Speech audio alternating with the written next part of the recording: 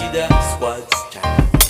Don't forget to subscribe and hit the notification bell below. Our learners, their parents, our teachers, and all the citizens of the Philippines. This is my statement. This morning, we received a memorandum from the Office of the President that the President has already made the decision in respect to the recommendation that I submitted to him last August 6. Last August 6, I submitted to him a policy analysis of the implications of the imposition of Modified Enhanced Community Quarantine or MECQ in Metro Manila and in the provinces of Cavite, Bulacan, Laguna, and Rizal. The combined learner population of these two regions are very significant in terms of the entirety of our learner population. Napakalaking grupong learners ito. As per the memorandum of the President, he has given approval to the recommendation of Deped, which, I repeat, we submitted last August 8. Thus, we will now implement such a decision to defer school opening to October 5, pursuant to Republic Act number 11480. It will be recalled that the law specifically states that the President can decide on the opening of school classes upon the recommendation of the Secretary of the Department of Education. Thus, we are going to use this deferment which the President has decided upon to provide relief to the logistical limitations faced by the areas placed under the MECQ. It's very large areas and, as I said, involves millions of learners. Region 4A alone has more than 4 million learners and NCR has more than 2 million learners, as well as the other provinces have very significant learner populations as well. So we want to fill in the remaining gaps of the school opening by providing relief because of the logistical limitations to movement of teachers and also of our staff and possibly of other individuals who are involved in the process of education. Kaya we recommended October 5 in recognition of the need to make these adjustments. Areas outside MECQ are directed by Deped to continue their orientations.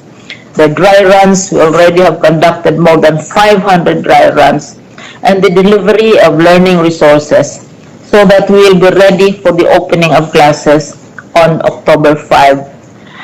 Once more, we'd like to emphasize that when we open classes, there will be no face-to-face sessions.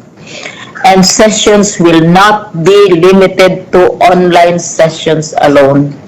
This is because we have adopted a policy of blended learning wherein various modalities are being recommended depending on the situation at the level of the region and of the school.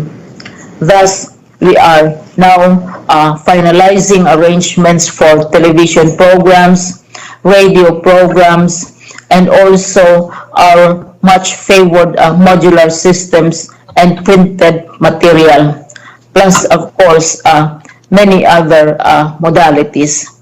So it's not limited to online because we know also that there are limitations to online, as mentioned by the President in his State of the Nation address. We trust in the Deped that this is the final adjustment of the school opening. Even with the implementation of MECQ, we will use this time to make the necessary adjustments and ensure that all preparations have been made for the successful opening of classes for school year 2020 and 2021. We would like to express our gratitude for the constant and ready support of no less than the President himself to the cost of education of the offices under the office of the President, particularly the Executive Secretary, of the support of the Senate, the chairs of the various committees involving education, including also our own Senator Bongo, who has supported us all the way. So we hope, as I said, that this will be the final adjustment for the school opening, and we look forward to a much better, much more prepared opening of classes. There will be, of course, there are also implications, but we are confident that we can overcome this with the constant, as I said, never-ending and general support of the President, including as well the Secretary of Finance and the Secretary of Budget and Management, as well as all of those international community, civil society organizations, experts in education who have contributed to the formulation of our learning continuity program and have given much precious and useful advice to us so that education can continue, COVID or no COVID, tragedy or no tragedy, disaster or no disaster. The children are asking to go back to school, and we will listen to them. Thank you very much.